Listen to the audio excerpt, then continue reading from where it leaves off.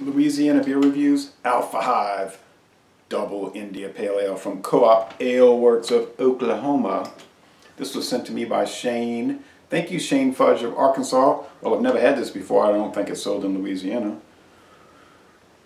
Infused with a fierce American hop profile of some sort. They don't give the ingredients on the website. We don't know what kind of malts. Pale, I guess.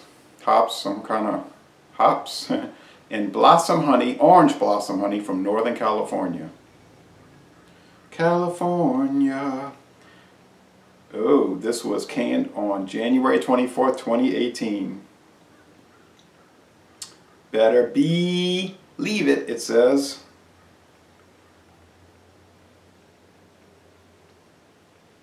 +100 international bitterness units.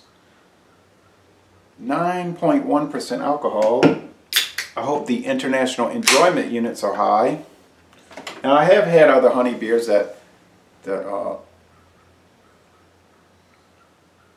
one from Poland, I think it's Lomza honey, and then I had, you can get this in some parts of the United States, no longer sold in Louisiana, I don't believe, but the Honey Brown Lager, extra rich beer brewed with honey.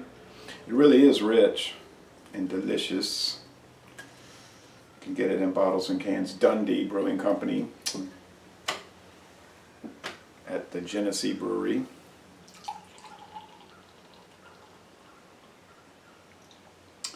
The earliest review for this, I believe, was 2015, so I guess that's when it hit the market.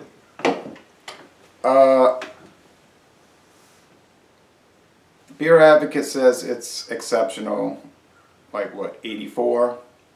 I don't know if that's exceptional, but that's what they're saying. Rate Beer is saying it's a 97 out of 100. It's awesome. I think in the style they're saying 80s. I can't remember. I didn't bring my card with me. 80 something. Untapped's giving it 3.99 out of 5. Okay? So about 80. Alright, so the scores are favorable. And you will get some disparate scores,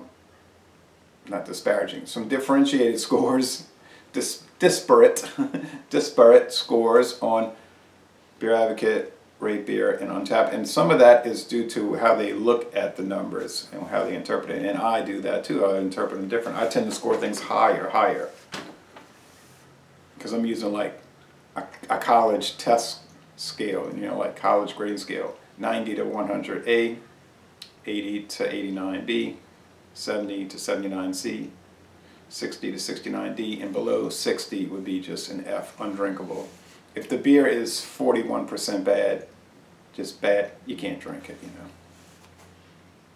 know. Okay, so there's some bubbles clinging to the sides of this orange, extremely bubbly thing.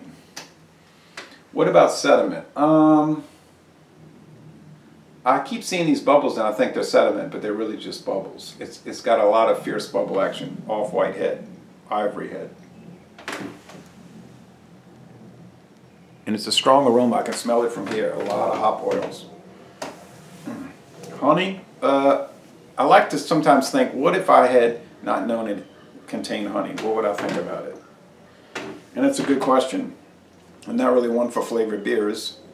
When Michael Komaroff let me try the grapefruit sculpin, I said, it's an A, I love it, it's most excellent. And he said, what about this other ingredient? I was at his house in Brooklyn, New York City. I said, no, I don't really pick up anything else. No, but other ingredient? No, then he revealed it after I had scored it. Grapefruit sculpin. I said, didn't even pick up any grapefruit. So honestly, I'm picking up white bread, sweet white bread, and a lot of hop oils, resin. And I think you've been drinking beer a long time probably if you're watching this. I mean, I assume you might have just started drinking today. But you know what that hop resin is like. People use pine oil to describe it. It's sort of a unique aroma really, but we have to approximate it to something else to give people an idea of what we're talking about. But if you had enough India Pale Ales, you know what we're talking about.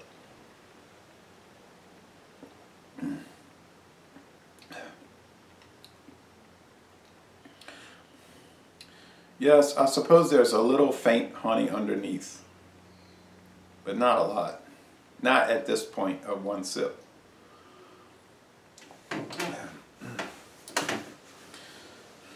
So the sweet white bread, the bread crust, the sugar, sweet, sweet, sweet. And that could be from the honey as well. A lot of hop bitterness. It's strong hop, like that hop bullet in the Stone IPA. They're just strongly hopped, strongly bitter. This is more of the old style, if you want to say old style, like 2001, 2003, 2006 style India Pale Ales, West Coast, strongly bitter. If you're into New England IPAs, this is not going to work for you. It's not cloudy and it doesn't have the fruit. Oh, well, there's maybe mango, something like that. But this is a different approach. It's like really heavily bitter. I know people like my daughter, she would hate it. People like Pablo at work, he would despise it. And he thought the Ghost in the Machine was super bitter. And that's more of the fruity New England IPA. So imagine what he would think about this. He bought Ghost in the Machine and he and his wife tried it and he said, that was the worst beer I ever had. We dumped it down the sink. I said, you dumped that out? You didn't give it a chance? No, it was horrible. I'm going to go back and drink something good. Corona Extra, that's what he likes. I want to drink something good, not something nasty like that, he said. But at least he tried it. He's a little adventurous with these kind of things. Not too adventurous. Okay.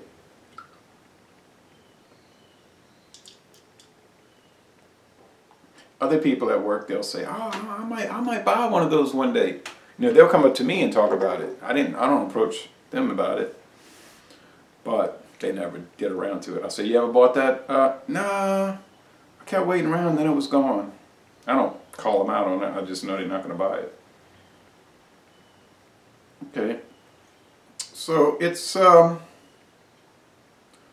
well, if you've had Hop Stupid, you kind of know what it's like.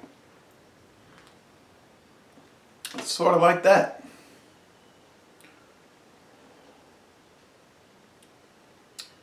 Kind of a heavy mouthfeel, high, medium to heavy. A lot of bitterness, the white bread, sweetness, and a very puckering, dry kind of finish. But not a crisp finish, really. Because it kind of sets on your tongue, that bitterness. After the sip is over, it just like, there's a residual like, it's bitter. Can you take the bitter? You're not worthy. You're not worthy. That sort of approach. You know, I'd love to get some more of the Pugsley's 4X IPA.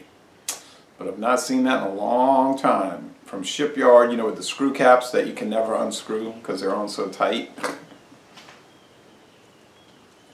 That was a very interesting India Pale Ale. But getting back to this, I would say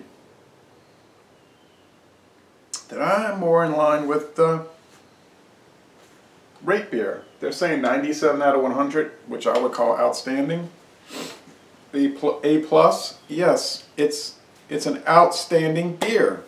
What's wrong with it? Well, I don't really pick up the honey so much, but let's just for the sake of argument assume that I didn't know it had honey in it. I still would have said 97. Outstanding, so it doesn't really matter. Laissez-les bon temps relais. An outstanding beer, a wonderful beer. Cheers to Oklahoma, a state I have not been to in so many years. And I'm going to end this review by saying, y'all come on down to southeastern Louisiana.